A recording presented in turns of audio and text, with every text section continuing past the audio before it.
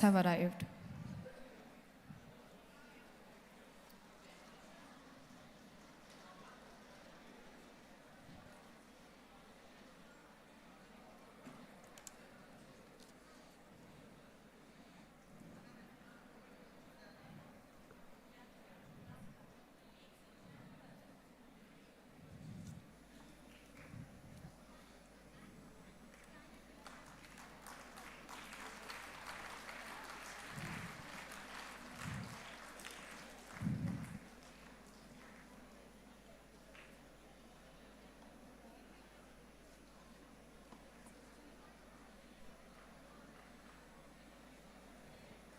Kindly be seated.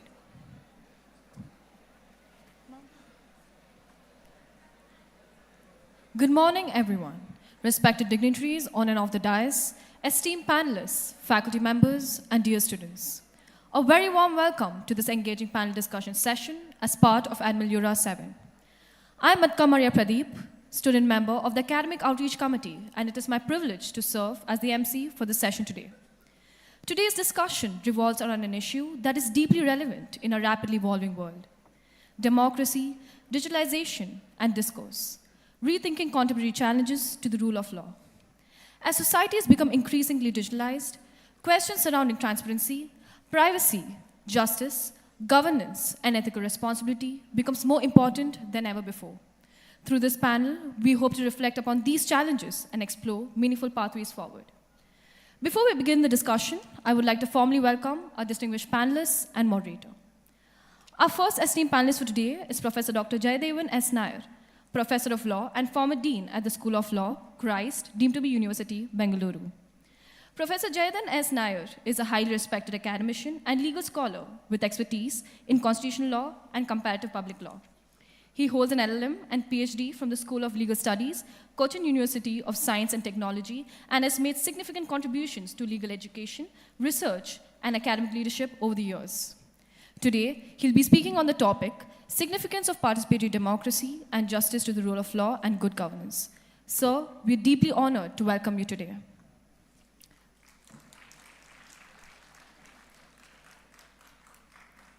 Our next esteemed panelist for today is Professor Dr. Vani Kesari A., Dean, Faculty of Law and Honorable Director of the Professor N.R. Madhava Menon Interdisciplinary Center for Research Ethics and Protocols at Cochin University of Science and Technology. Professor Vani Kesari is an eminent academician with more than 2 decades of teaching and research experience in areas including constitutional law, human rights, bioethics, healthcare law, technology law, and public policy. She has authored and edited several significant publications and has served on numerous academic and governmental bodies related to legal education, ethics, research governance, and policy formulation. Today, she'll be speaking on the topic, Governance in the Digital Age, a synoptic analysis of hopes and challenges. Ma'am, we're deeply honored to welcome you today. Our final distinguished panelist for today is Professor Dr. K.B. Kempegowda, Principal and Professor of Law at Vivekananda College of Law, Bengaluru. A highly respected academician, administrator, and legal scholar, Professor Kempegowda has made remarkable contributions to legal education and institutional development in Karnataka. His areas of specialization include constitutional law and administrative law. Professor Kempegowda has served as a member of the Academic Council and Syndicate of Karnataka State Law University. He is presently an Academic Council member of JSS Autonomous Law College and was also a member of the Academic Council of Bangalore University. Presently, he is recognized as the senior most principal among all the law colleges in the state of Karnataka. Today, he'll be addressing the theme, Transparency and Accountability in Governance, the RTI Experience and Challenges. Sir, we're truly honored to have you here with us today, and we look forward to your valuable insights. It is my honor to introduce our moderator for today's session, Dr. Rahul Mishra. Dr. Rahul Mishra is currently serving as an Associate Professor of Law at Manipal Law School, Bengaluru. He has over 17 years of teaching experience in prestigious institutions, including NASA University of Law, Alliance University, and Amity Law School. He holds a PhD in International Health Laws from Alliance University and an LLM from NASA University of Law, where he secured an All India rank of 12 in the entrance examination. Dr. Mishra has extensively contributed to the fields of constitutional law, international law, dispute resolution, healthcare law, digital governance, and human rights through research, conferences, lectures, and academic leadership. He has also organized numerous constitutional law lecture series, ADR programs, and panel discussions addressing legal challenges. So, we're truly delighted to have you here with us today. I now request our esteemed moderator and panelists to kindly take the seats on the dais.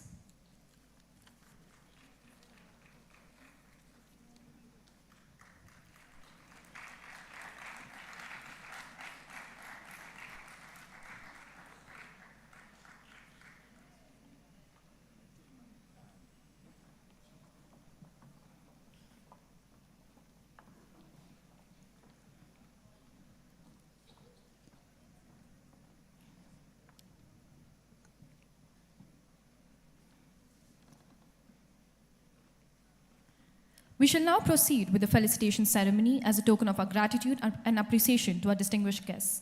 I kindly request our Vice Principal, the IQAC Coordinator, LLM Coordinator, 3-year LLB Coordinator, and the Faculty Convener of Academic Outreach Committee to kindly join the stage.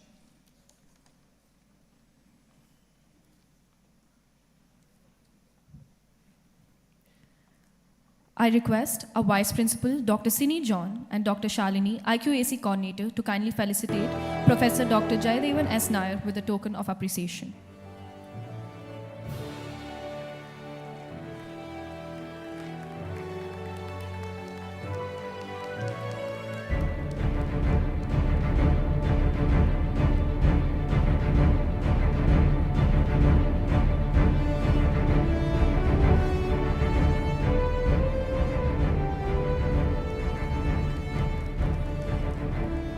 Thank you, sir. I now request our respected Vice Principal and Dr. Irfan Rasul Najud, LLM Coordinator, to kindly felicitate Professor Dr. Vani Kesari A with a token of appreciation.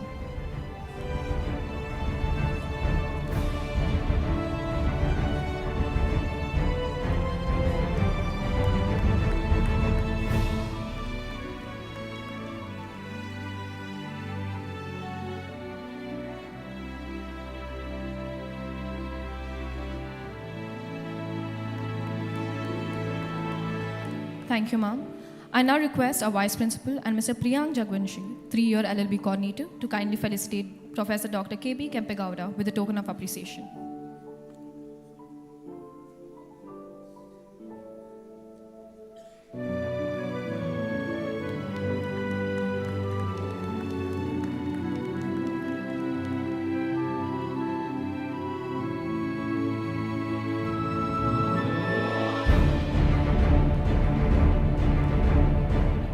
Thank you, sir. I now request our Vice Principal and Dr. Nandu Sam Jose, Convener of the Academic Outreach Committee, to kindly felicitate Dr. Rahul Mishra with a token of appreciation.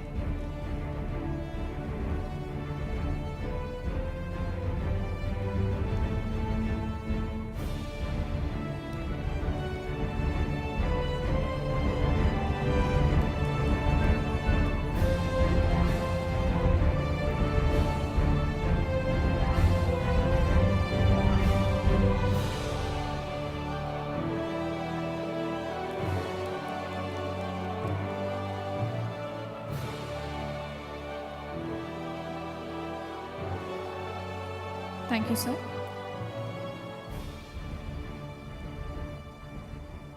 With this, we now officially commence today's panel discussion. I now invite our moderator, Dr. Rahul Mishra, to initiate the discussion and guide us through this intellectually enriching session. Thank you, sir.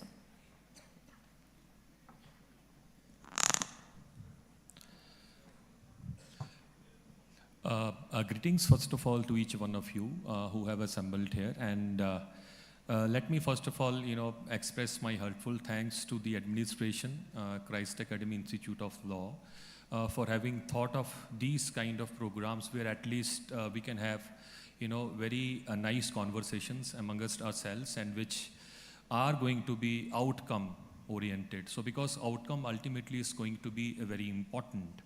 And when it comes to the elite panel, which we have out here, we have Professor Jayadev sir with us. We have Professor Vani Kesri Madam with us. We have Professor K.V. Kempagoda sir also with us. Before we just get on to discuss all these kind of issues pertaining to democracy, digitalization and discourse, thereby rethinking contemporary challenges to the rule of law.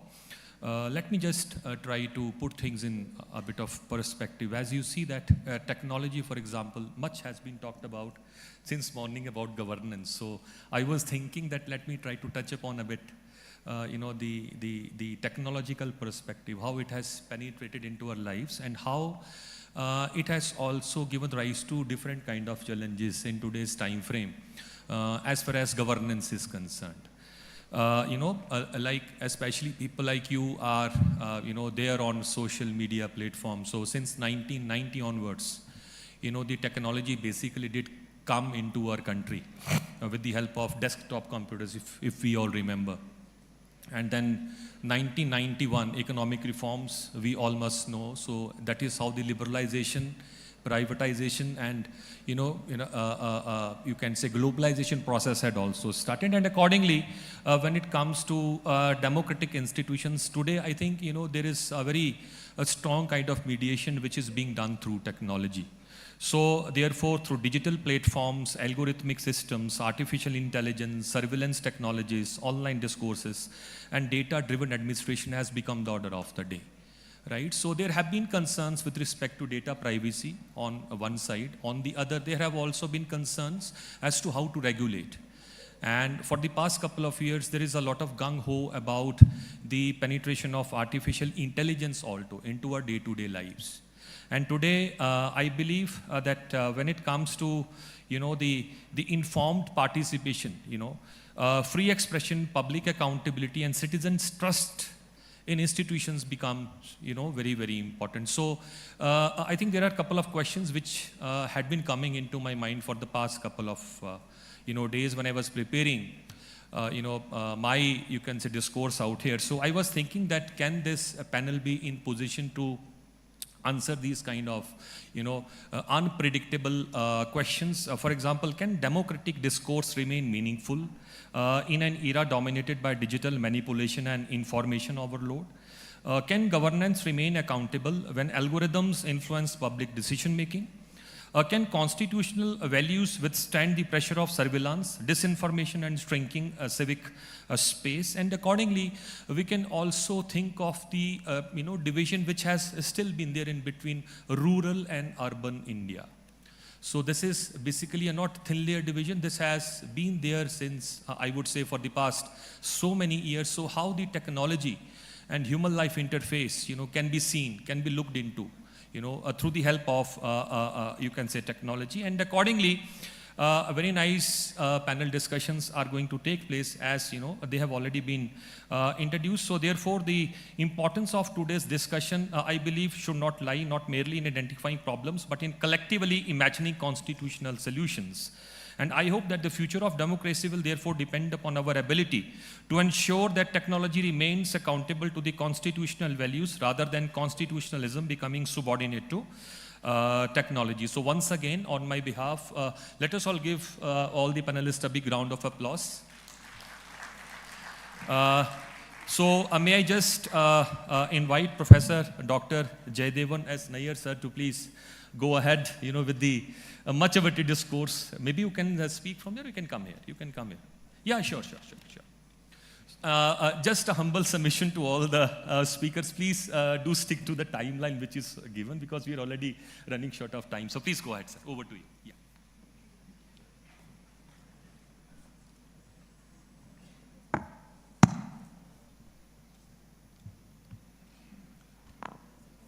Respected authorities of Christ Academy Institute of Law, respected Dr. Sini Jong, my former colleague, respected Rahul Mishra, the moderator, whose kindness with respect to time, I would request for greater indulgence from his side, empathy.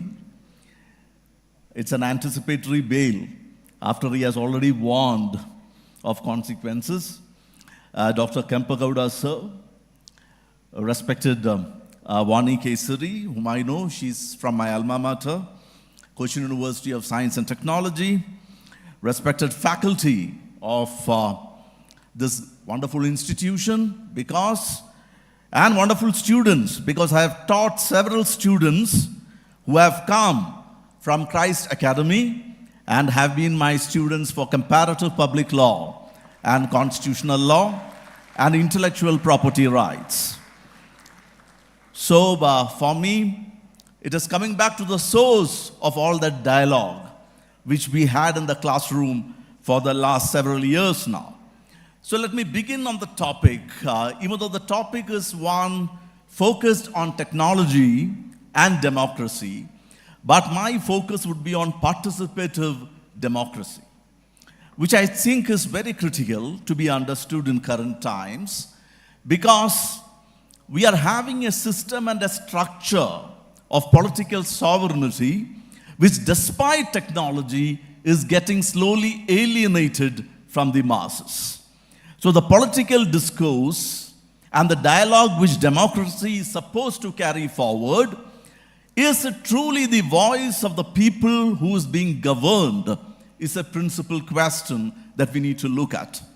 So we'll have to go into some fundamentals here, because democracy essential means demos, which is the people, and cracy, which means power to the people.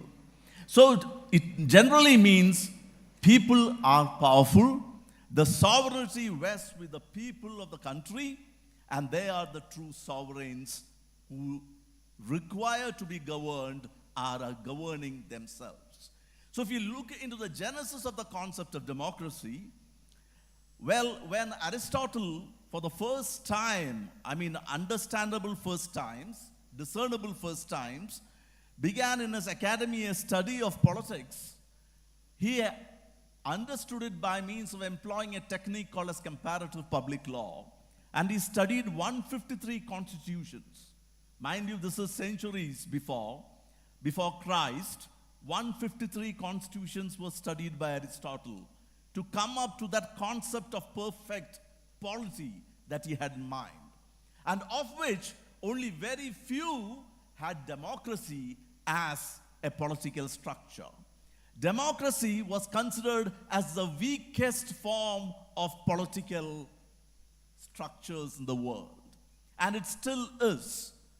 Autocracy, oligarchy, aristocracy, bureaucracy, and also there's another term where lawyers govern, judges govern, and you can call it by the term which Krishna used, Judeocracy, right? So we are having a diverse spectrum, so understanding politics and political concepts critically important to understand constitutional law and democracy.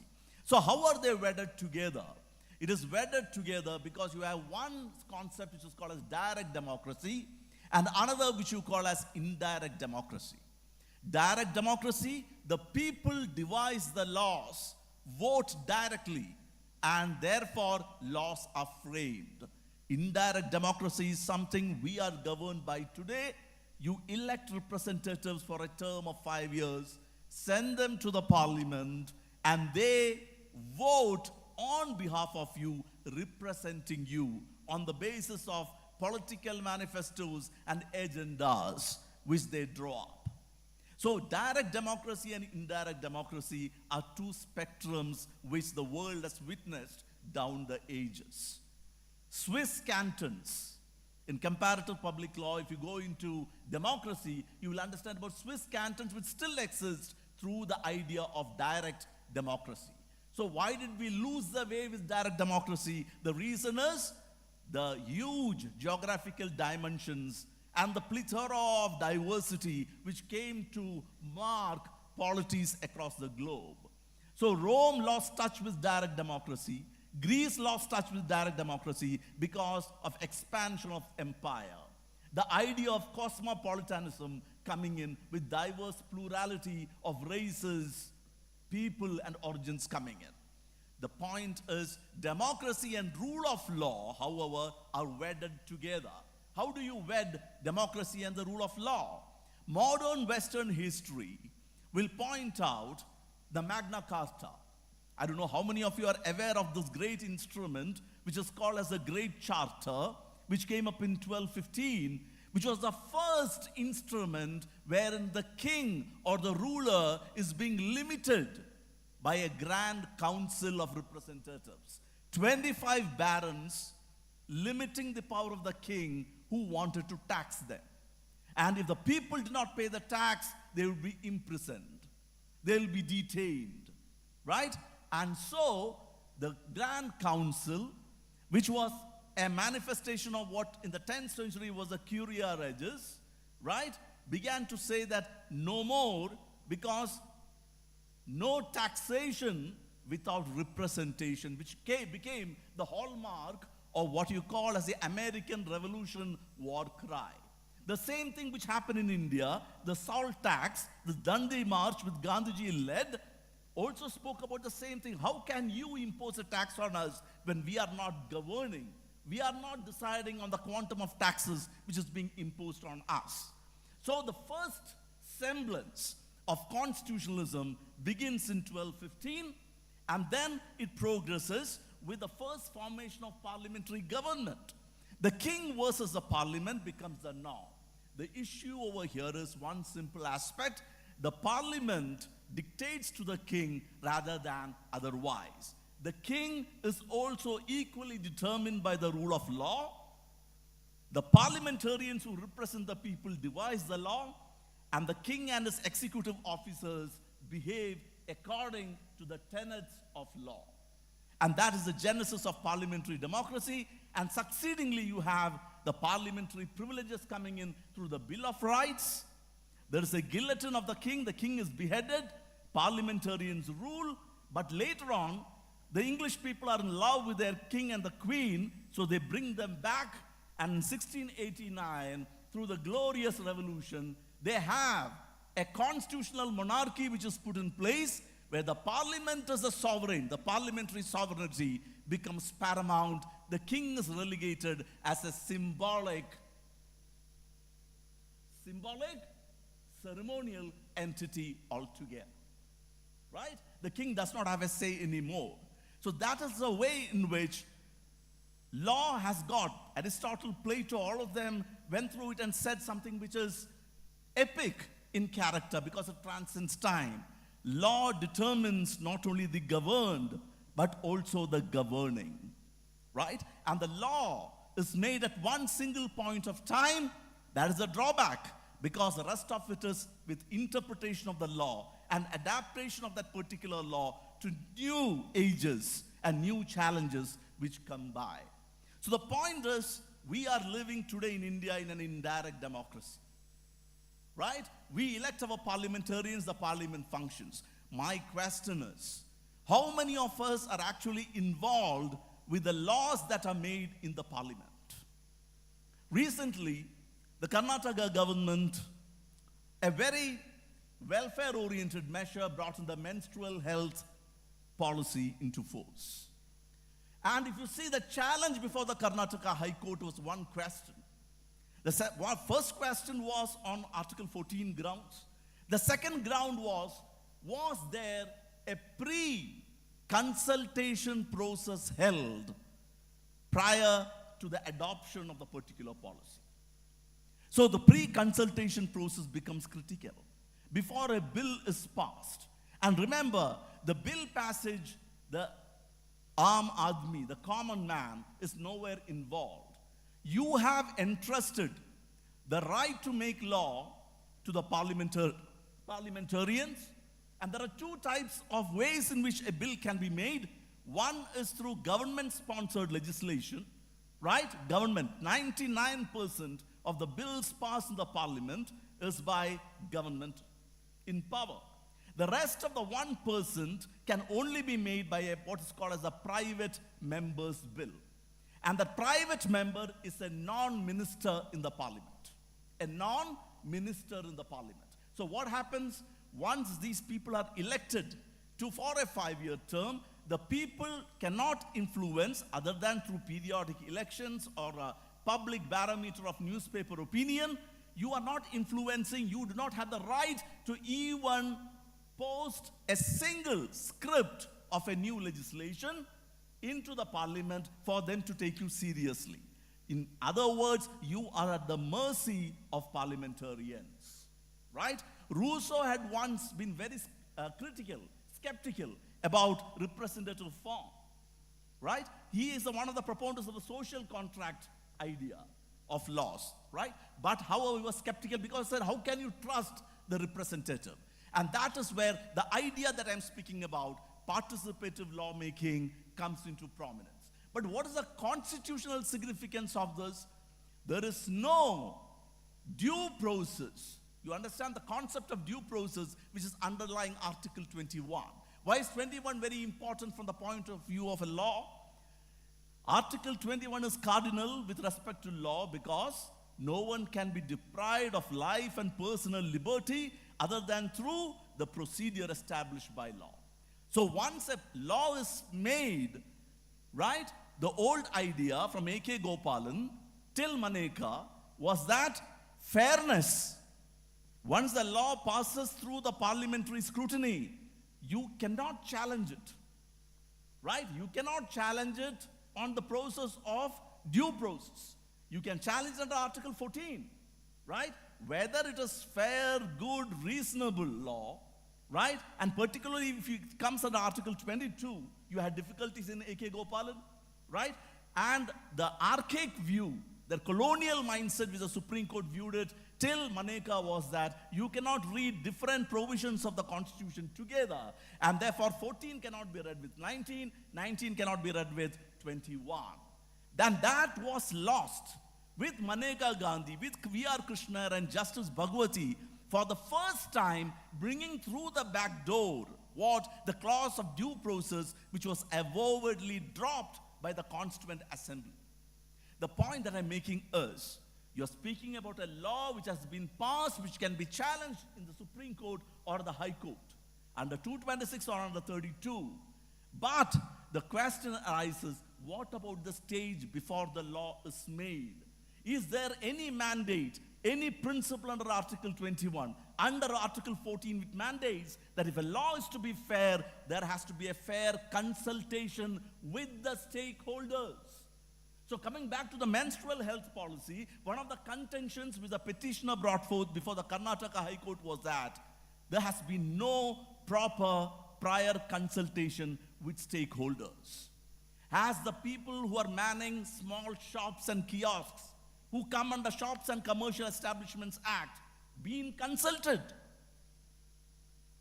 Right? The question is one of investment. And when you are depriving somebody of their livelihood, when you are saying that on a few days of a month, your employee is going to take leave, you need a replacement for them, is it fair on your part not to have consulted a significant proportion of people who are conducting trade? The issue was a very cogent, but do you have answers for it theoretically under constitutional interpretation is the question. So you don't have an answer to it because Article 21 does not give you an avenue whether a law can be considered as fair if there is no prior consultation prior to the passage of the bill. Right? So in recent times, however, this question has come up time and again. But in all those instances, there has been a law which has been passed by the parliament which brings within one of its clauses the idea of prior public consultation.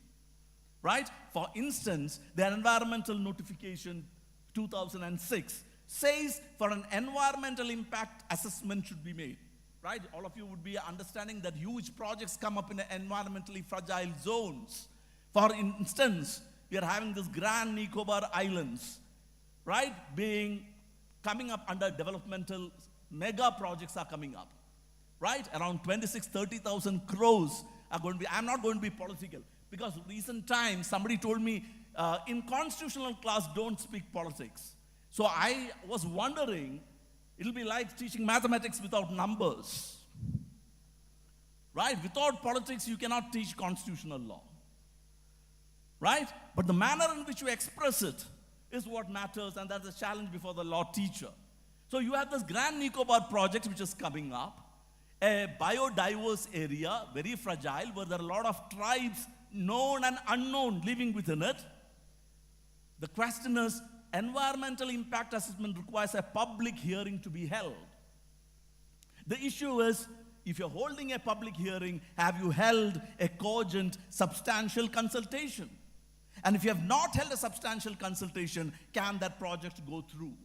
Most of the legislations, which I am pointing out to you, environmental impact being the first one, right? Have a clause on public hearing, but once a public hearing happens and the people of that particular locality tell, we don't want the project because this is a fertile area, because our gods reside over here, because our livelihood and our ancestors resided over here, it is only recommendatory. There is no obligation on the part of the state to accept the same. And that is the tragedy of the displaced. And that is the tragedy of the people out without rehabilitation. Culture cannot be replaced. Traditions cannot be replaced. Highways can be built. Airports can come up. But you cannot give back what is lost in terms of tradition, in terms of ethnography, in terms of culture that is lost. Therefore, the question is a very pertinent one, whether participative democracy and the norms have evolved. Participative decision making is a critical part of UDHR, Universal Declaration of Human Rights. It is also a critical part of several United Nations resolutions to which our Indian representatives go to and attend. And let me point out that rule of law conferences and resolutions passed by the General Assembly point out to the need for a participatory dialogue with the people before a law is made and a law is passed. Right?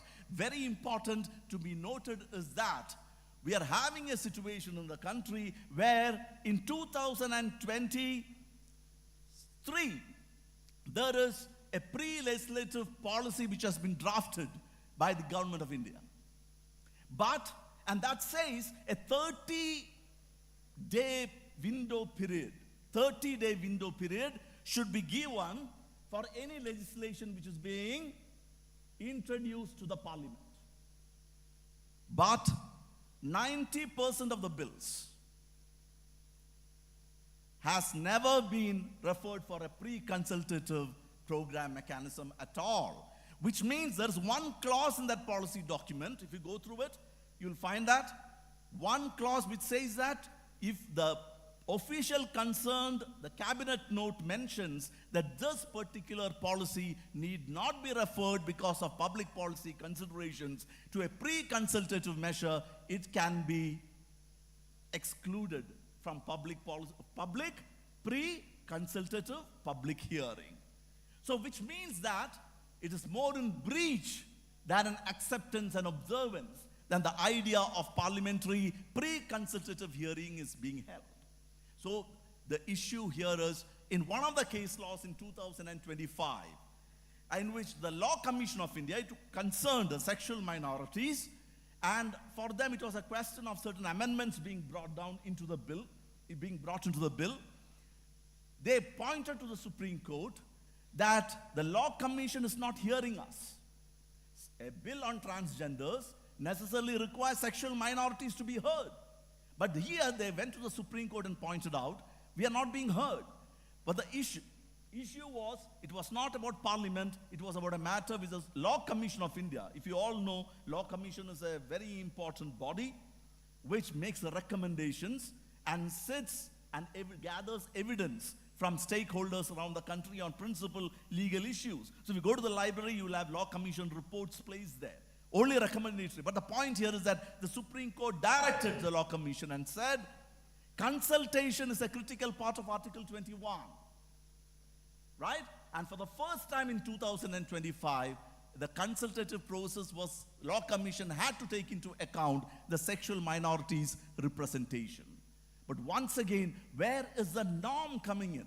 It's only directory in nature, and most of the Supreme Court decisions, sorry to disappoint all the aspiring lawyers over there, more inconsistent delivery of decisions than consistent delivery of precedents. Tomorrow another bench of the Supreme Court will come up and they will go back on a decision which has been made. For instance, I don't have to cite much. Right now, we have just had a 9-bench judge hearing of the Shabarimala decision, and it was a decision which came in 2018. And what all has happened in between 2018, the judgment was never stayed. It is still there on the books, but it was never implemented. Never implemented. The one and the only Supreme Court reference without the previous judgment ever being implemented. Right? And once this is implemented, 9-judge bench comes up. Next, there will be another writ petition under 32 or under 131 asking for a presidential reference. So the battle between precedents never ends in the apex court. You are having original petition, you are having a review petition, you are having a curative petition. Then today we have also invented a presidential reference. So the cost of a law wrongly being passed, that's a point on participative democracy that I have to mention. A law which is wrongly passed in the parliament, you are having a difficulty. It's a costly, time-consuming process to approach the Supreme Court and to get a final verdict. So pre-consultation becomes cardinal and very important. I would like to end with 2 more points which I have in mind, which I wanted to convey to you because that is part of comparative public law study and utilized in different jurisdictions across the globe for some time now. One is pre-legislative review. Pre-legislative review is not available in the parliament at the moment. What does that mean? Before a legislation goes and gets a signature from the president, a council within the parliament looks into the question, is this violating fundamental rights? You don't have to wait for a Harish Salve. You don't have to wait for a Mukul Rohtgi and pay them 30 lakhs for an hour's presentation before the Supreme Court to strike down a law. You can have it done within the 4 walls of the parliament, and then it's sent for presidential ratification. It happens in France. But in France, judicial review is very limited. After the law is passed, it happens before the law is passed. So you have something in France which is called as a constitutional council, which pre-vets the bill before the law is passed. And it was there in 1773 when we had the Regulating Act and we had the Supreme Court in Calcutta. So it is not part of the Indian history also, but a forgotten part of Indian history. The third point which I would like to mention is a referendum. Referendum is a dreaded name in India for reasons which we know why. I'm not going into that. But referendum is an important tool. How many of us are directly involved in lawmaking? Are in there areas of the law and constitution of a basic nature wherein we should have a say in directly in with the law, and that is where technology comes in. Today you are having the internet, you are having the Aadhaar card, you are having identity verification. Why can't people of a locality directly decide to initiate legislation? And that is why in United Kingdom, the mother of all democracies, there is a statute passed by the parliament which gives it the power to refer referendums. In France, the president of the country on matters which are of constitutional significance can refer matters to referendum. 60 members of the parliament, if they feel that a particular issue requires a referendum. What is a referendum? The people are deciding. The parliamentarians are not deciding. The people will decide whether a law should be there or not. Professor, if you can conclude, please. Yes. And with that, let me point out, it is time that we made ourselves into a more inclusive democracy. We become more active participants of lawmaking so that we are able to get more effective, efficient laws for the people and for a better tomorrow. Finally, we are holding this country in public trust. The trust that is held by not by the generations of the present, but by the generations of the future. And lastly, as an American constitutional scholar and a revolutionary once pointed out, and I always end my sessions when I visit places for my lecture, eternal vigilance is the price of liberty. If you are not vigilant, liberty is lost. And that's not the way we won our hard-won freedom. From second-rate citizens of the British Empire to standing equally as popular sovereigns of this land, we have gained a lot through sweat, labor, and sacrifices. Preserve it, the future is yours. Thank you. Thank you, Professor Jaydevan sir, for such a nice, you can say, discourse pertaining to significance of participatory democracy and justice to rule of law and good governance. We will definitely take questions after the discourses are done, so we have ample time for that. Yes, I know the second speaker is going to be Professor Dr. Vani Kesari, madam. So, Madam will be sharing her thoughts on governance in digital age as an optic analysis of hopes and challenges. Madam, just a humble submission, please stick to the timeline. Yeah.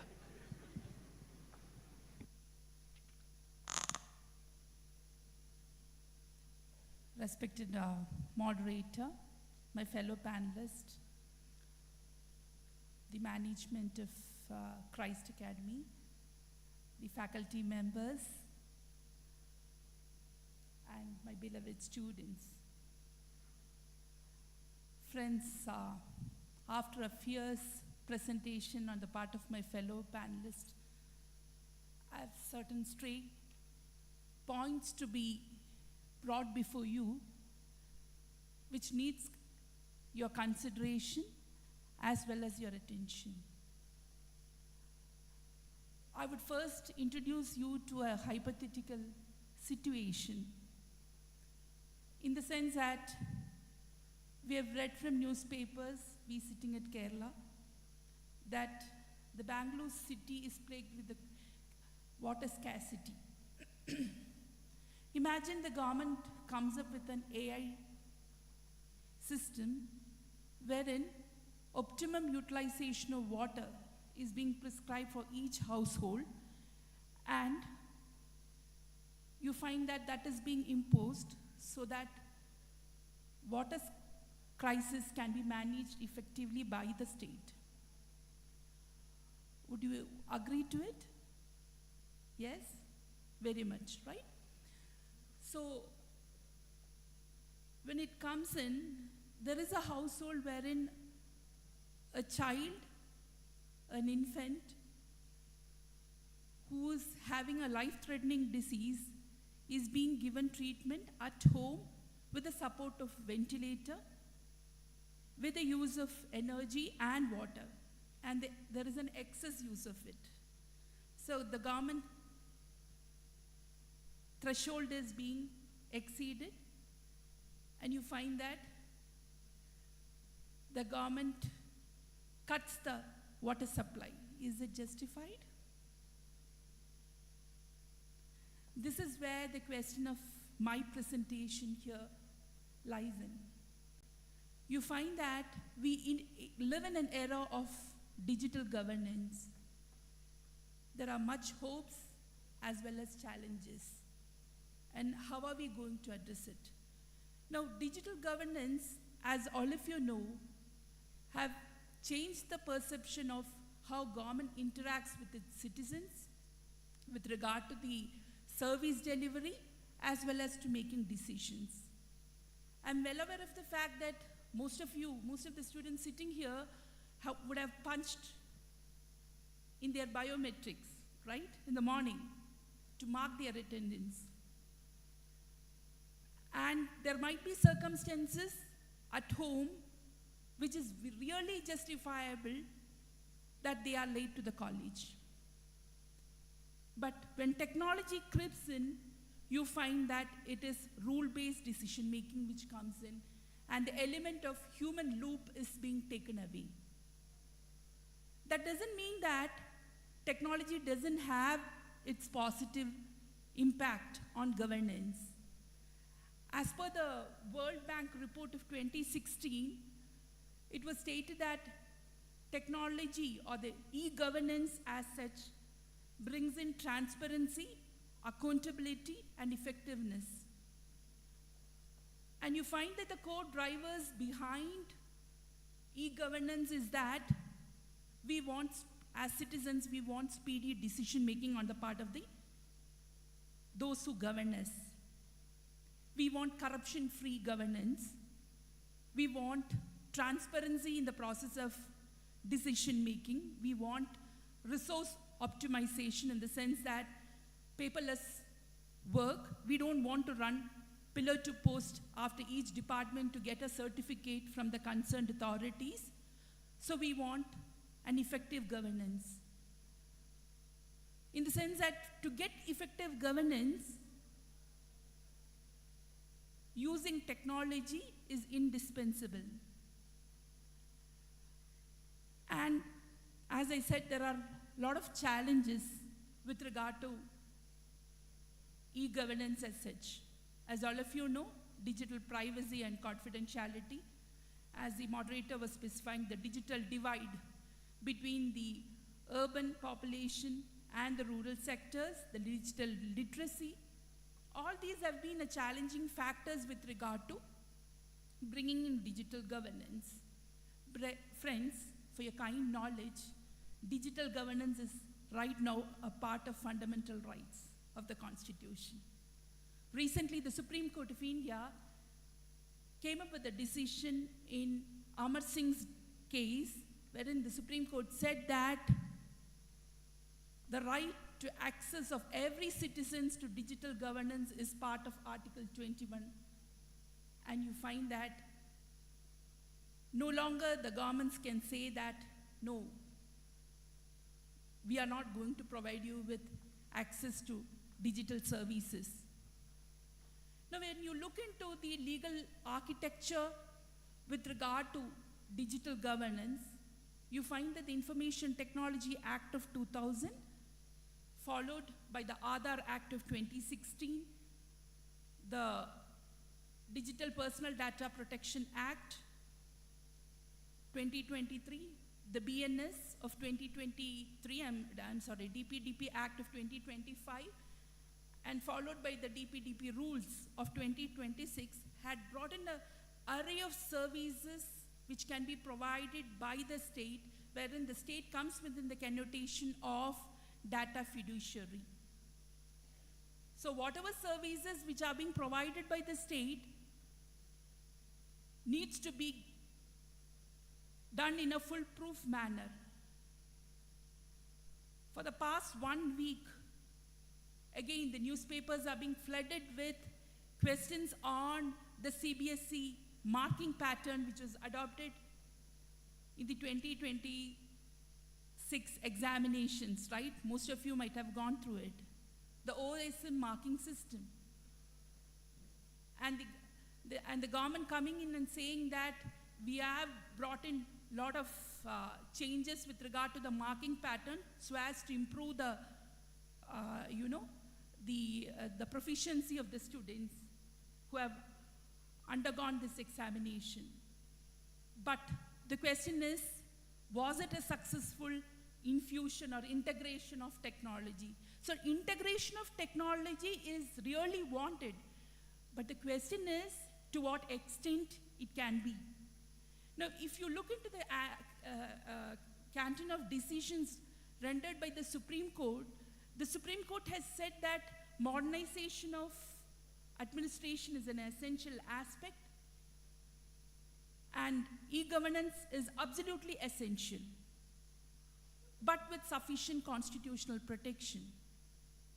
Now, if you look into decisions rendered by the Supreme Court, wherein questions of how digital printouts can be taken and whether it needs a statutory attestation, the Supreme Court has given a positive note saying that it is not only the digital printouts or the laptops or the smartphones which you take photographs or which you access to the particular services which are being provided, which can be taken as the primary evidence under your 63 of BSA. But all these should be along with a statutorily certified certification from the statutory authorities, which means that technology infusion as such is needed, provided the human loop is being added to it. So what I mean to say is that when you say that technology or smart governance is needed, please don't take away the human element from it. When you take away the human element from it, you find that rule of law and democracy becomes meaningless. And we can look into different standards set by the Supreme Court with regard to how do you take in e-governance. Only those platforms which are BIS certified can be given for citizens' access. Let me ask you, friends, when the CBSE question paper marking was being brought before the public spectrum or discussion, was this ever being questioned? Was this ever being looked into? This is because at least a couple of us sitting here are not aware of what is going around in the country. It is not even being challenged before courts of law when thousands, I believe 18 lakh students have written their examinations. Some of them have qualified for their JEE, but they can't enter into the course because they have not secured the minimum requirement mark for their +2. And at least those in the legal fraternity are not bothered about it. We don't even question why this is happening. This is a way, or this is an attitude in which e-governance is being brought into our system. I would say that the Supreme Court had said that when you bring in e-governance platforms into public service, at least you could have looked into the Puttaswamy judgment, wherein 3-pronged test was being laid on, wherein it was said that 3 aspects needs to be taken into consideration. First one is legality, whether this particular marking system is legal, whether it is a necessity, and whether it is proportional in nature. You find that the Puttaswamy judgment is being taken away, it is not being addressed properly, and in most of the issues of such nature, you find that even the legal fraternity or the judicial fraternity is not bothered about it. When you're pondering on Sabarimala issue, tell me, friends, is it not high time to ponder at least on the future of the students who have written the examination? And you don't have an answer in the sense that they are not even able to access the portal for giving their papers for evaluation. So this is the state of affairs, and I find that the Supreme Court has also said that whenever a person is being deprived of his fundamental rights by virtue of certain loopholes in the digital infrastructure, you find that they have the right to access to judicial remedies. There should be a data administrative authority, a nodal officer in each department to address the same. Unfortunately, though certain things are written in law, it is not happening in actual practice. And it is high time for all of us to think and ponder on to how to make smart governance really smart.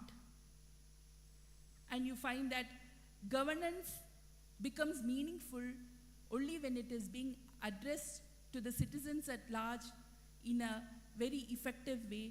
And I feel that this is the right opportunity and this is the right venue for us to think and question such things. Thank you for giving me an opportunity. Thank you all. Thank you, ma'am. Thank you very much.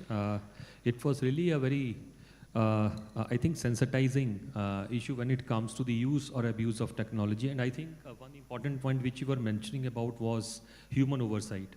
So that is, I think, a very vital point. We can definitely have more discussion pertaining to this, like how human oversight is going to be there, especially during the times when we are, having a full, I would say, access to AI oriented tools, which we have started using also in our day-to-day life.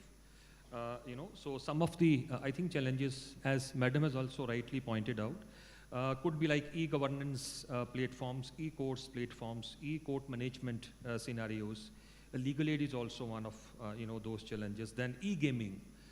E-gaming, if you see the toddlers, if you see the kindergarten students, they are so into the screen, mobile screen actually all the time. So, what best could be done as to at least let them understand the importance of human mind, human intellect, or how all these things are going to happen. So ethical part of technology use will also be very, very significant, which we can, take it forward, I think in the form of a discussion, being at academicians and law students also. And thank you very much, ma'am.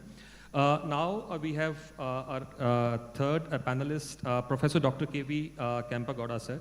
And sir is going to decode this very, very vital topic, transparency and accountability in governance, the RTI experience and challenges. The floor is yours, sir. Yeah, you can. Yeah. Just a humble submission, sir. Please stick to the timeline.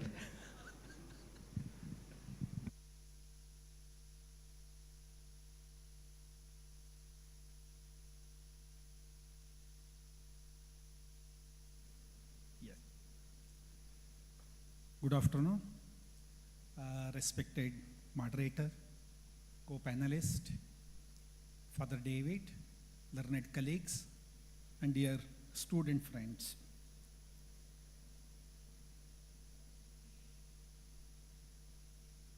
After hearing both of them, and also an introduction given by the moderator, and also his insistence that we have to adhere to the time fixed by him. It is the command by the chair. One thing I would like to remind him that these teachers are not trustworthy when it comes to maintaining timings. That's the one thing. The second one is, I assure him that I am going to confine only to the time allotted to me, because my previous experience always reminds me that to speak less.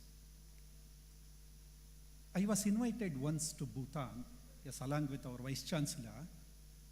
Many of my students are practicing there after establishing High Court and Supreme Court there. Most of them in the Royal Presidency University it was, where we were asked to speak in English. Majority of the students were studying in Bhutani language. Then I was allotted 30 minutes time to speak, and one of the lawyer was given me as a translator. He had to translate it to Bhutanese language. Then there was an agreement between him and myself that I'm going to speak continuously for 10 minutes, then only you can translate. You can interfere only thrice in my allotted time. I spoke, started. After 10 minutes, he came. He uttered only one word. The whole audience stood up. They bowed their head, showed their respect, they sat. Second, after 20 minutes, the same thing happened. After 30 minutes also, the same thing happened. I was really astonishing. After the session is over, I asked him, what did you say? Then, after 10 minutes, he warned the audience that he said to come to the subject, you wait. Second, he told them that he is likely to touch upon the subject, you wait. And third one, the last one is really terrible. Sorry for wasting your time to listening to him. Friends, with that, I assure him that I am going to confine only to the time allotted. Friends, I have taken only one legislation here to discuss something about its relationship with ensuring good governance and accountability. That is the Right to Information Act. Why I have taken this? Is it a new subject, the right to information or freedom of information regime, what we are talking? It was deliberated long back. If you study Mahabharata, you will come to know the 18th Parva or Bhishma Parva, people would call it as Shanti Parva also, where Bhishma advised, it is the responsibility of each and every king to share maximum information with his subjects. He advocated the right to know on the part of the citizens at that time. Professor Nair sir rightly mentioned there was a direct democracy. There is a direct democracy in Switzerland, and even in India also, there were direct democracy during Buddhist regime. We call it as Janapadas, small Janapadas. The students, those who are familiar with Gurrajulu Naidu's Arikatha, in Arikatha, one of the Arikatha cassette, if you listen, he mentions where Gajagauri Ratha was performed by Kunti, Pandava's mother. They invited people from different parts of the world.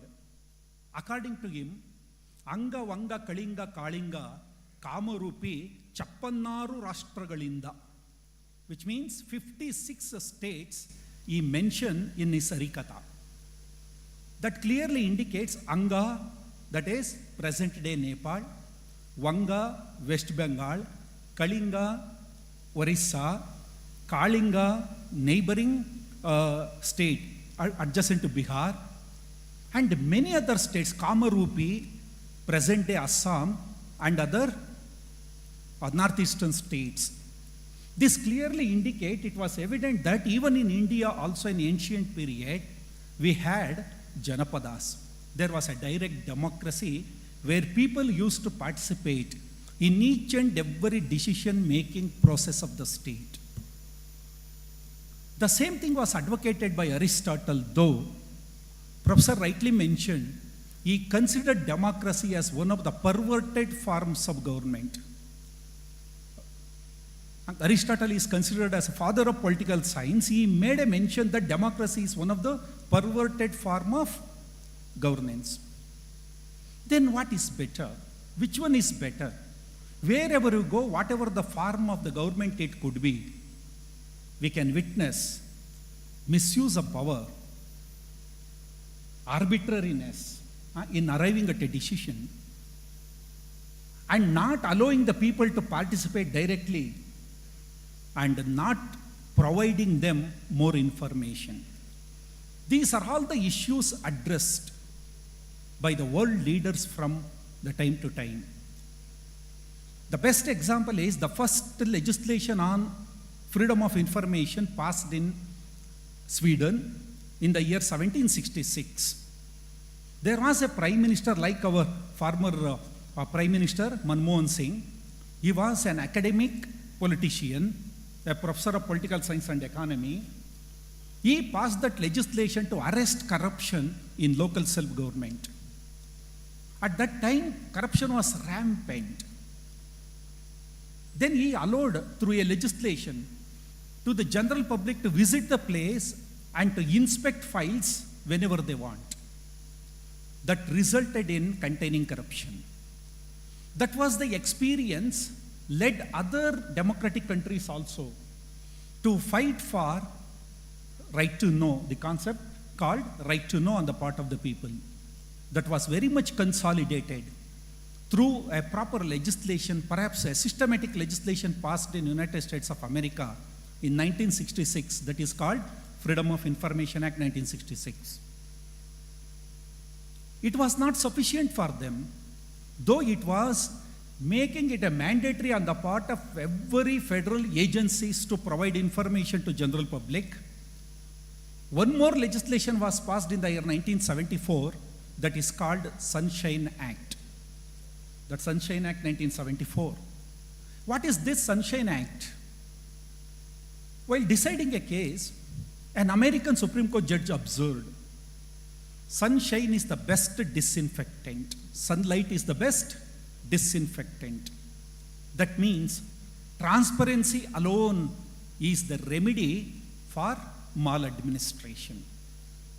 They have taken clue from this. Do you know what did make them to pass such a legislation? there was a project report submitted by one of the voluntary organization interested in pharmaceutical industries.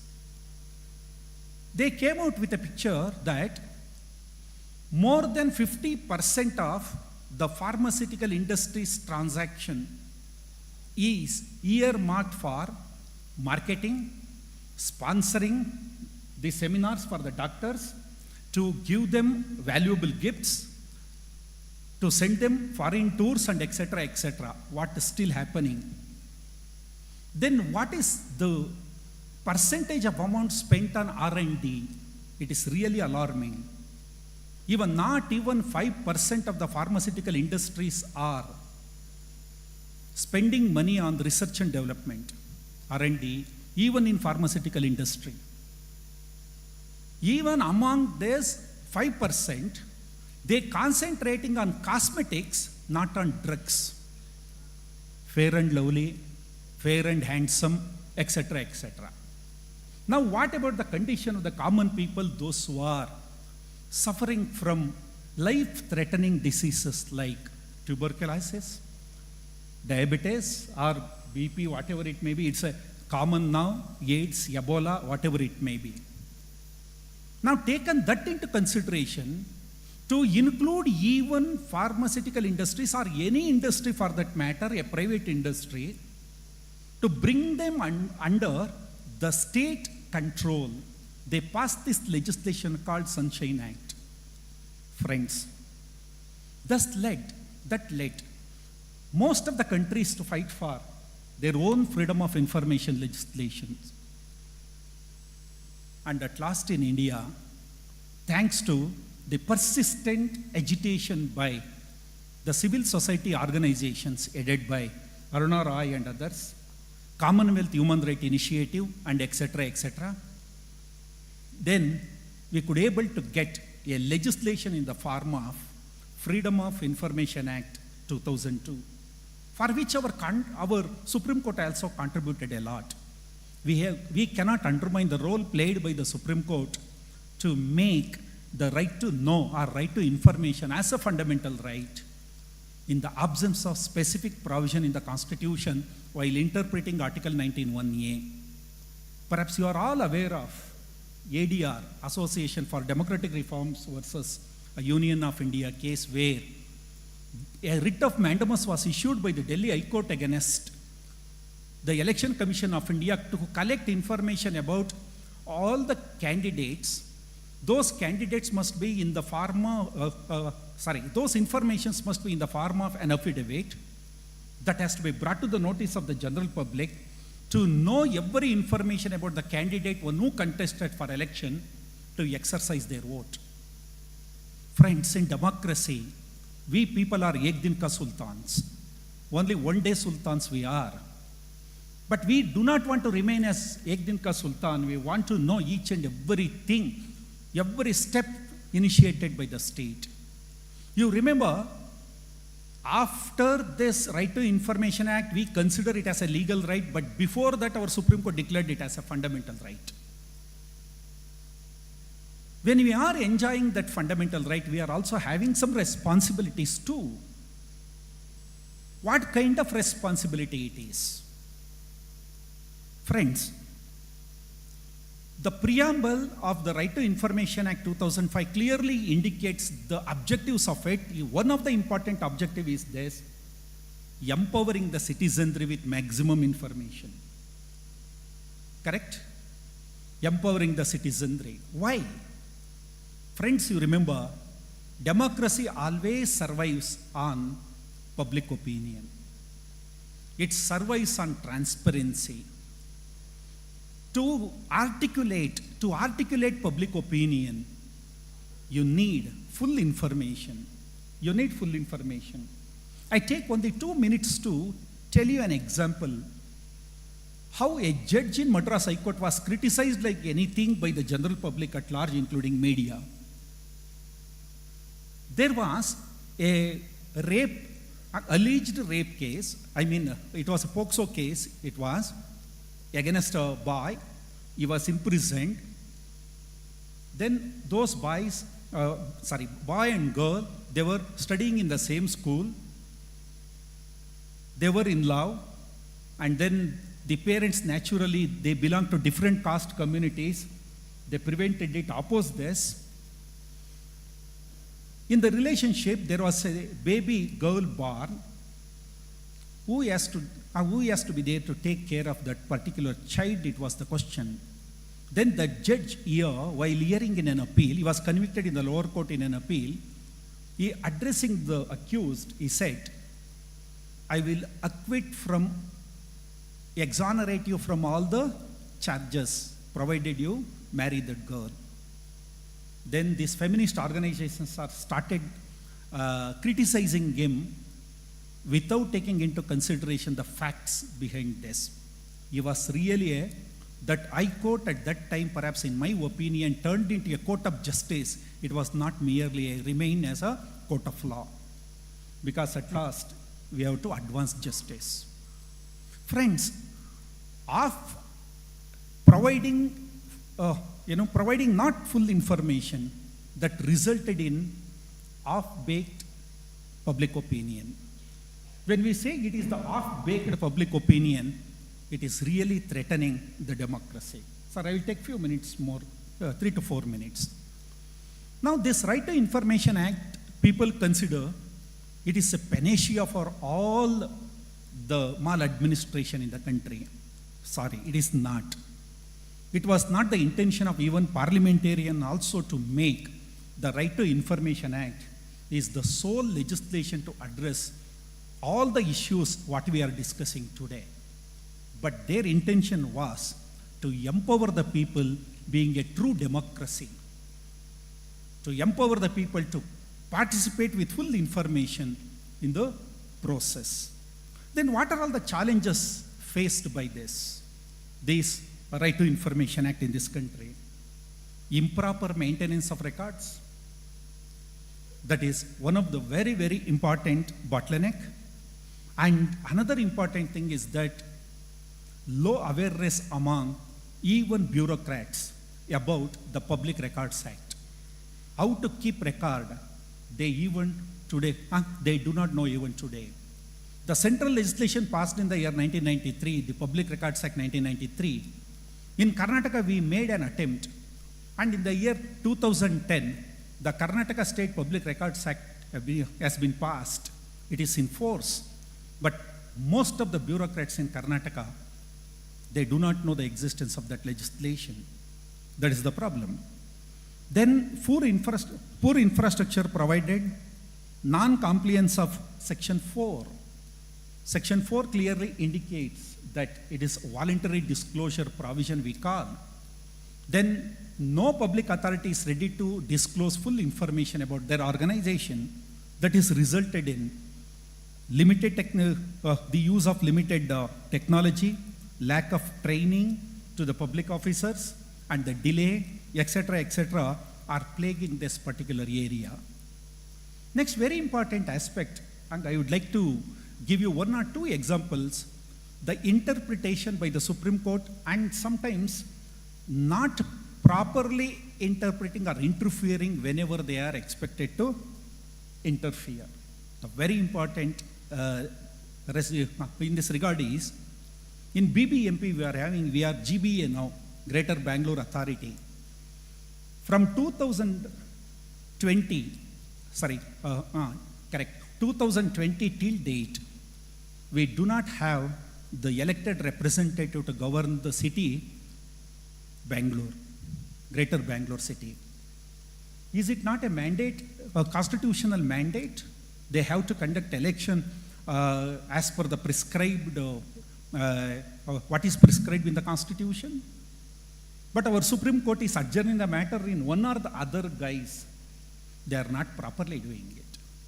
Very recent decision by the Central Information Commission that BCCI is not a state for the purpose of Section 2H of the Right to Information Act. That is really erroneous, bad. You see what has happened. Let me share my experience in this regard and complete my discussion.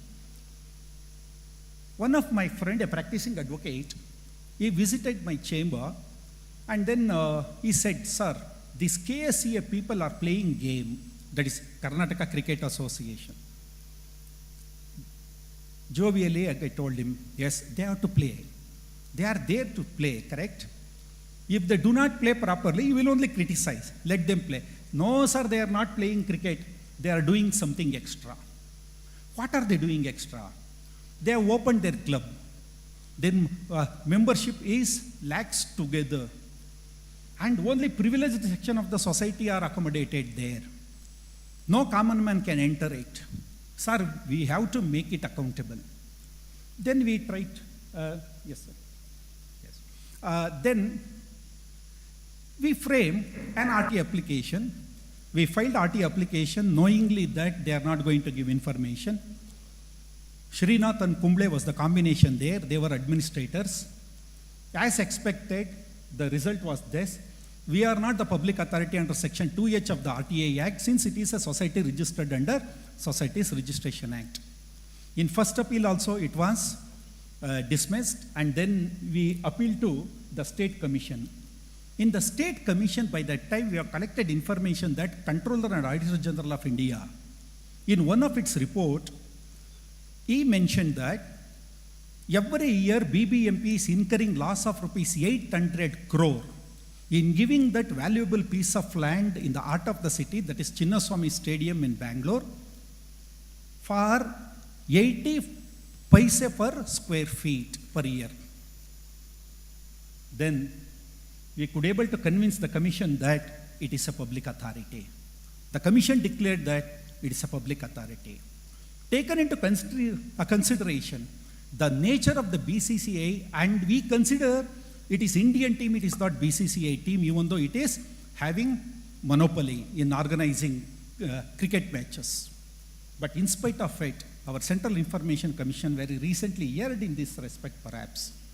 We need to deliberate on this, and it is the responsibility of each and every budding lawyer to understand this a valuable piece of legislation and to help the society to use it properly and not to misuse it. Thank you. Thank you. Thank you, sir. Thank you, Professor Dr. K.V.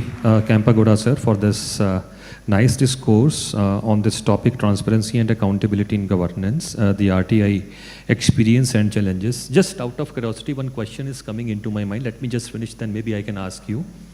So let me just propose concluding remarks now. So can you please give a big round of applause to all three panelists once again?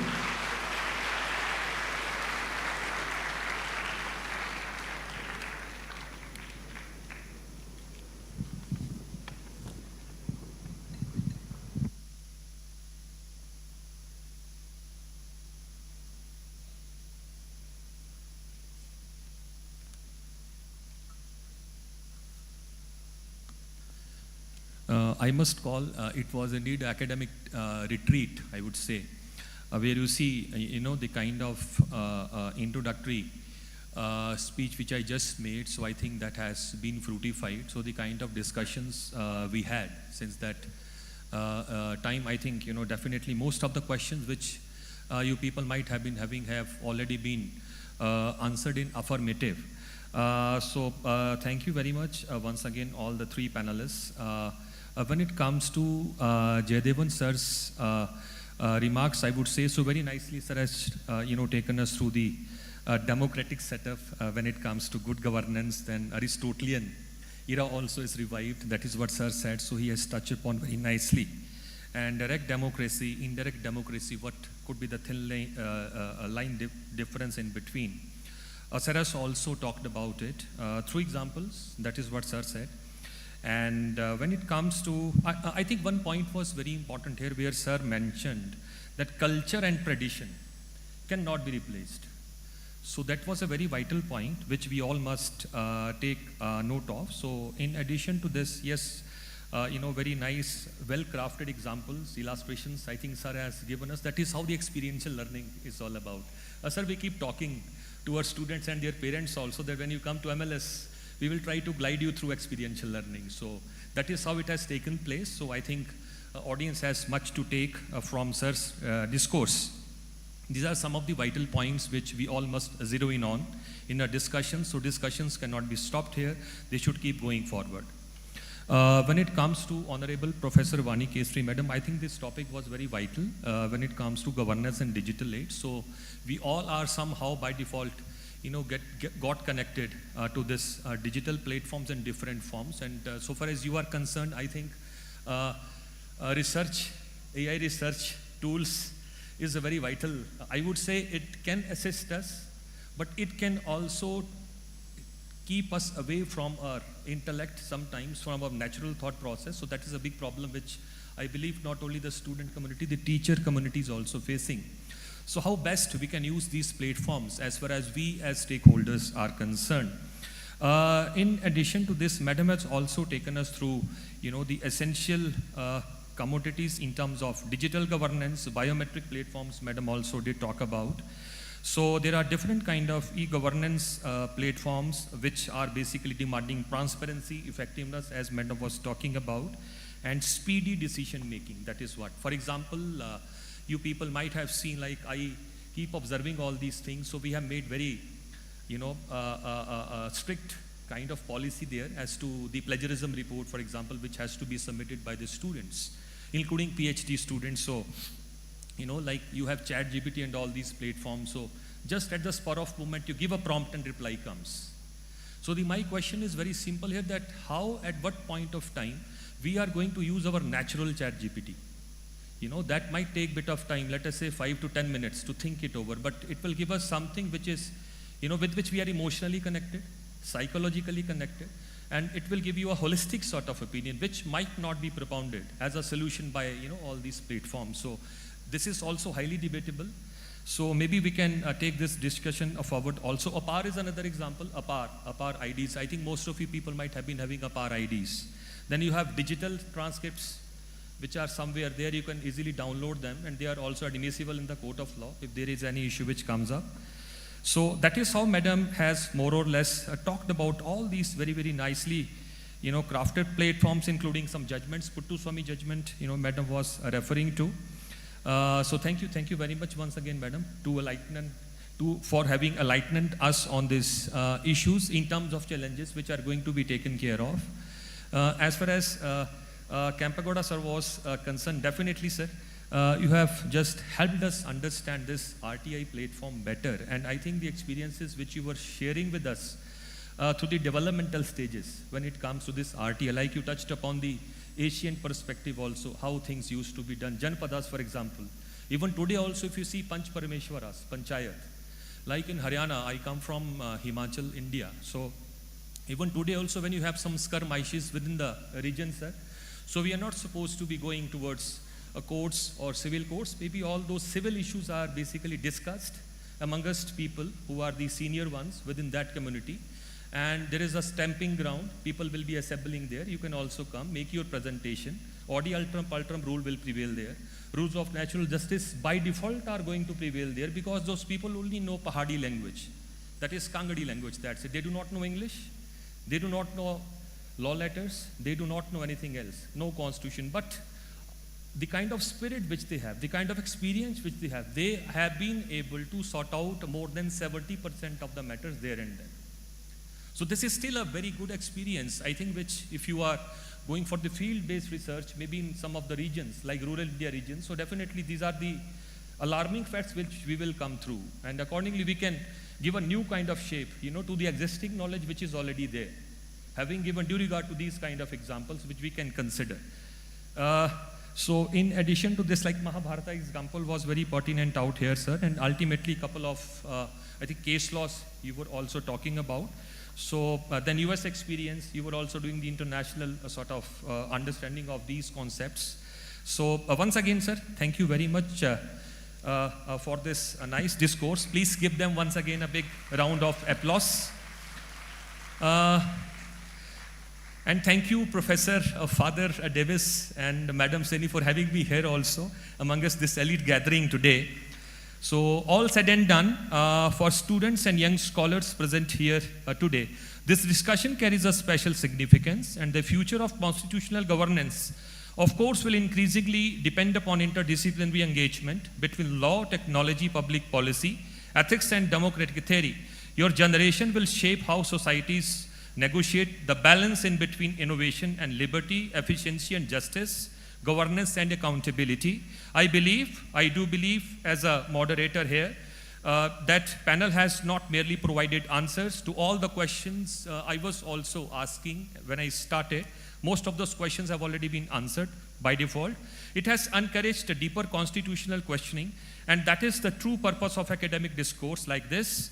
On behalf of the organizers, I do hereby express my heartfelt gratitude to our distinguished speakers, faculty members, organizing team members, participants, and the student organizers for making this discussion meaningful and impactful.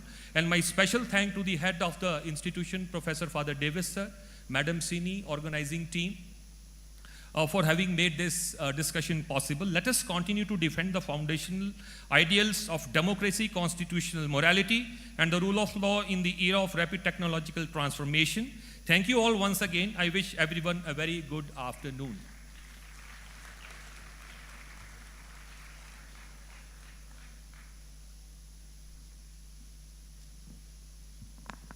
Thank you so much, sir, and respected panelists for this truly insightful deliberations. We shall now move into the question and answer session. I request the audience to kindly keep the questions brief and relevant to the theme of today's discussion. Please introduce yourself before asking your question.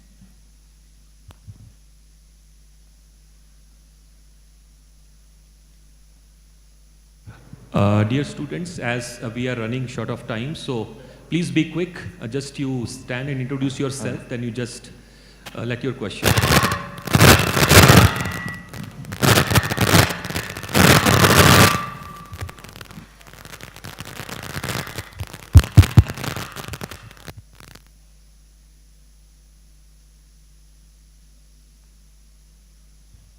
Hello. Good afternoon, respected chairs. Just a minute. Let the question be addressed to the specific panelist. That will be better, right? So that he or she could... Yes, sir, I'll be doing that. This question goes to Professor Dr. J. Devan. Sir, my question is, in situation where public opinions conflict with the constitutional morality, how should the judiciary balance participatory democracy with the rule of law without undermining democratic will? That's my question to you, sir. Thank you for the question. I didn't get your name, but... Sorry, sir. My name is Thangmin Sem Khongsai. I'm from Manipur. I'm a student of BLLB Section 8. Great question to ask, because the 9-judge bench, which recently sat for around 1 month, was actually confounded by this question on constitutional morality. And when that question came forth, you may take your seat, please sit down, do not stand. And when the question came forth, the Attorney General of India brought forth 2 other concepts to the fore.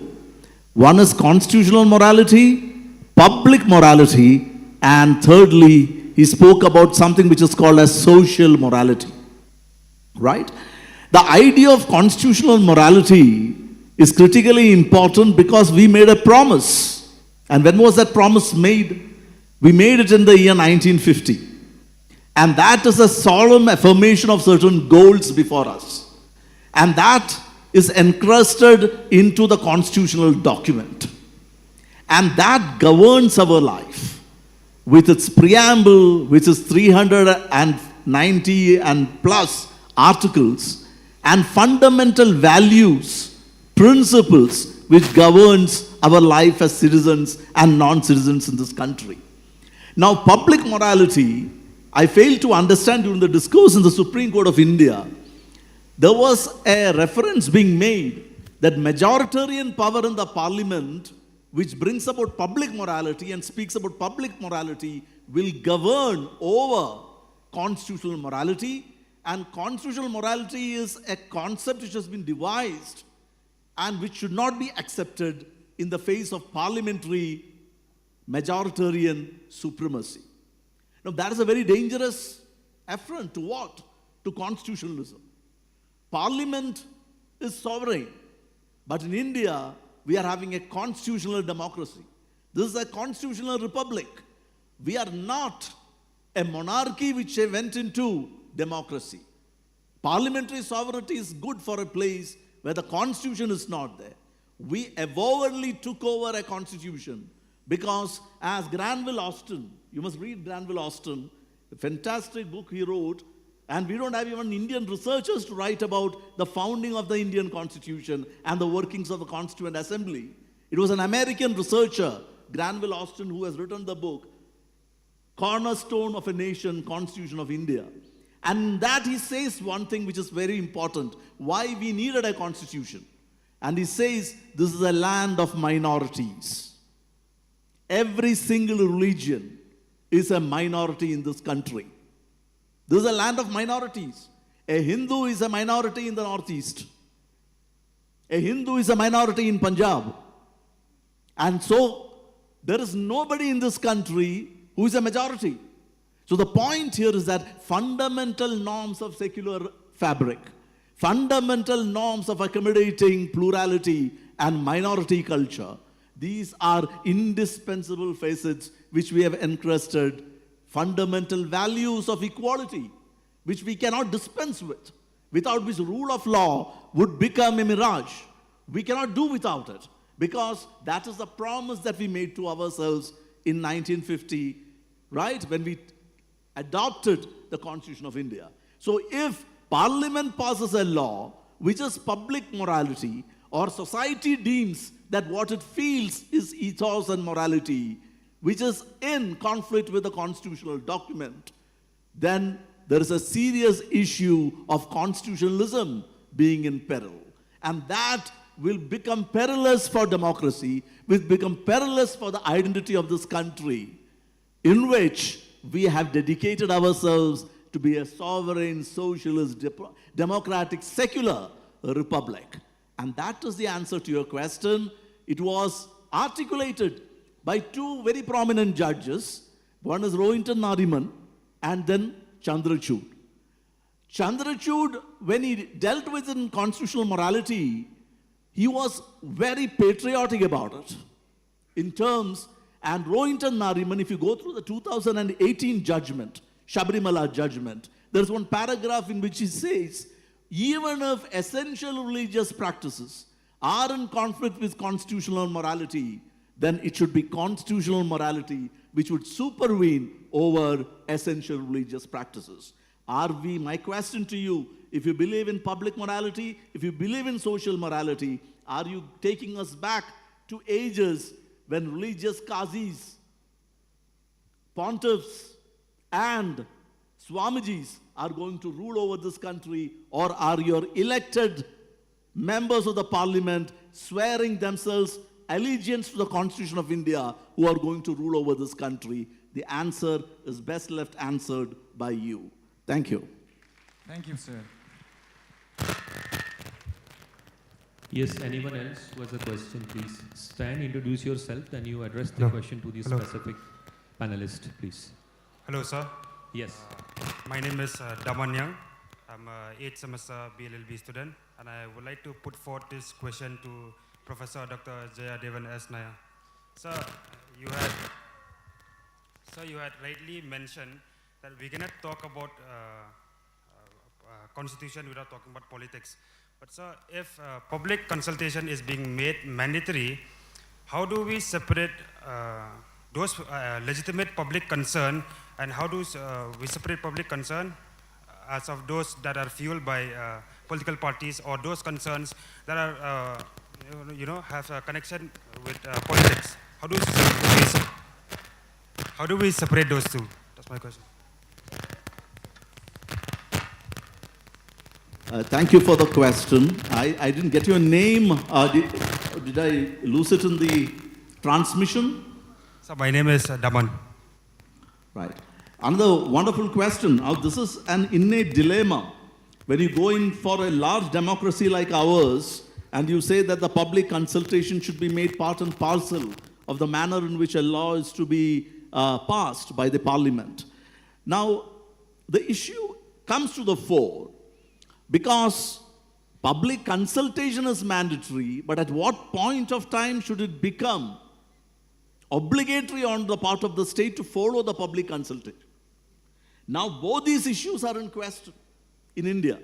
We have not adopted making public consultation part of the discourse, and if public consultation is done, whether the recommendation of the public is to be accepted seriously by the state or not, right? Coming to the first part of the question, I would suggest that you read a judgment by Justice K.S. Radhakrishnan sometime in 2013.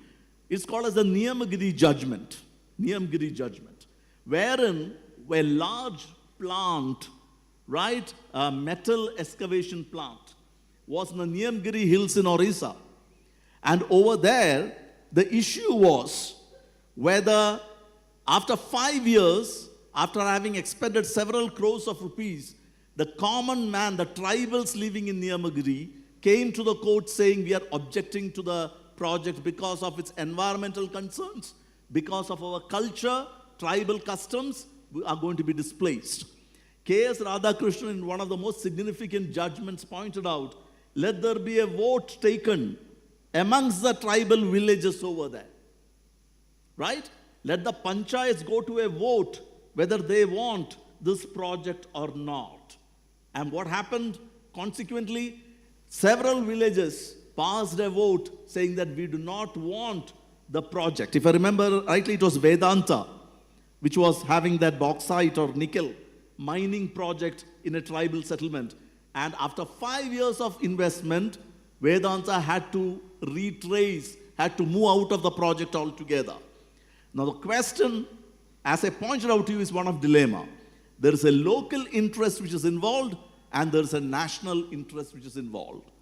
The balance, how do you make between the two, is a challenge before administrators. But mostly, let me point out, the locals should never feel alienated from the process. That is critically important.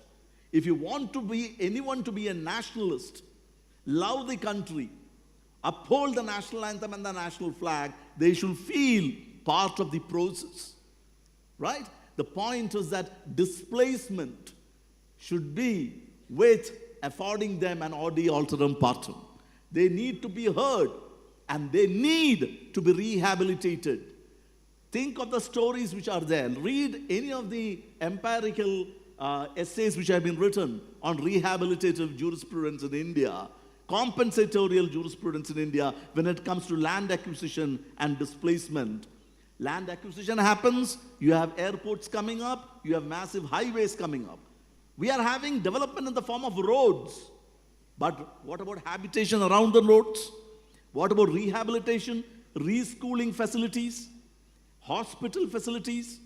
Nothing is thought about. People are out on the roads, have been given a fair compensation. There is more to it than the money which people in the country get, a quality of life, right? Life in Article 21 of the Constitution is not physical, corporeal existence. It is development of the mind, development of posterity, of the future. And that is not a terminology which you can see it in narrow confines. It has to be broader. So in answer to your question, between the national interest and the local interest, there is a process to be attempted, which is tangible process as well as an intangible process. In our country, what we see is an aridity, a deficiency when it comes to qualitative rehabilitation of those who have been displaced. That is a question. You build huge dams, you displace people, hundreds of villages are submerged underwater, right? Rehabilitation of those who are displaced, is that attempted? Nothing happens for several years. They continue to come to the Supreme Court of India for rehabilitation claims. Nothing happens. Therefore, disgruntled citizens of the country. That is the issue that I am pointing out. You can take over, but the local interest has to be met. Individual identities have to be respected. Individual concerns have to be met.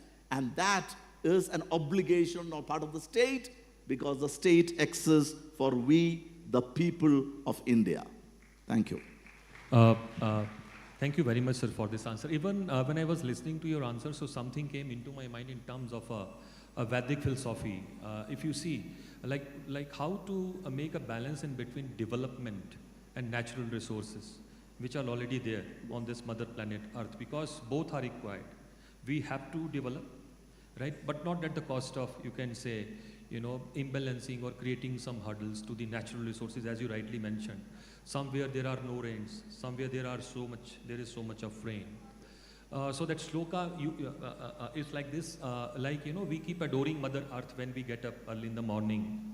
Samudra vasane devi parvata stana mandite Vishnu patni namustubhyam padasparsham shamashvame. So when it comes to, this is just like a morning chanting, sir. So when we get up early in the morning, so we bow down to Mother Planet Earth and we make a couple of promises that we will try a level best to keep you clean as best as possible till we retire to bed. So this is one aspect actually. This is how the Vedic philosophy has given us this, you can say, scenario. On the other side, if you see today's time frame, as you made a mention of highways, and airports for that matter. But this rehabilitation has again been a big challenge when it comes to the people who are getting displaced from that area, because right to property is not a fundamental right. So that is a big issue which I think we must address and we must focus. Yeah, thank you. We can just take at the most one question if, we can, yeah, done, okay. Okay, so, yeah. Hello. Due to the shortage of time, we'll be winding up with the question and answer session. As we come close to the enlightening session, I now invite Ms. Sohana Sanskriti, student co-convener of Academic Outreach Committee, to formally express our gratitude by delivering the vote of thanks.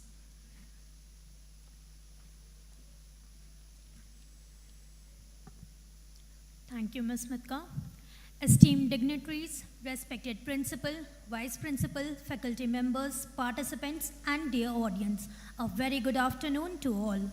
I, Sohana Sanskriti, the student co-convener of the Academic Outreach Committee of Christ Academy Institute of Law, feel deeply honored to propose the vote of thanks for this and deeply and intellectually and enriching panel discussion on the theme Democracy, Digitalization and Discourse, Rethinking Contemporary Challenges to the Rule of Law.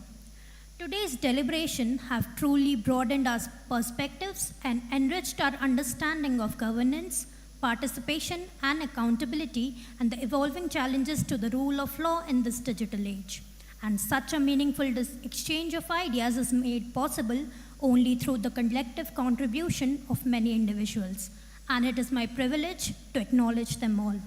At the outset, I would like to acknowledge our distinguished panelists whose expertise and reflections added immense value to today's discussion. First, I express my sincere gratitude to Professor Dr. Jaydevan S. Nair for his illuminating address on significance of participatory democracy and justice to rule of law and good governance, reminding us of the indispensable role of citizen engagement in democratic functioning. We are grateful to Professor Dr. Vani Kesri A. for her thought-provoking discussion on governance in digital age, a synoptic analysis of hopes and challenges which offered us a nuanced understanding of both the promises and complexities accompanying digital governance. My heartfelt appreciation also goes to Professor Dr. K.B. Kempegowda for his insightful deliberation on transparency and accountability in governance, the RTI experience and challenges, reminding us of the enduring significance of transparency and institutional accountability in strengthening democratic systems. It is equally important to extend our sincere gratitude to our respected moderator, Dr. Rahul Mishra, for steering this discussion with exceptional clarity, depth, and intellectual engagement, ensuring a meaningful exchange of ideas among our panelists.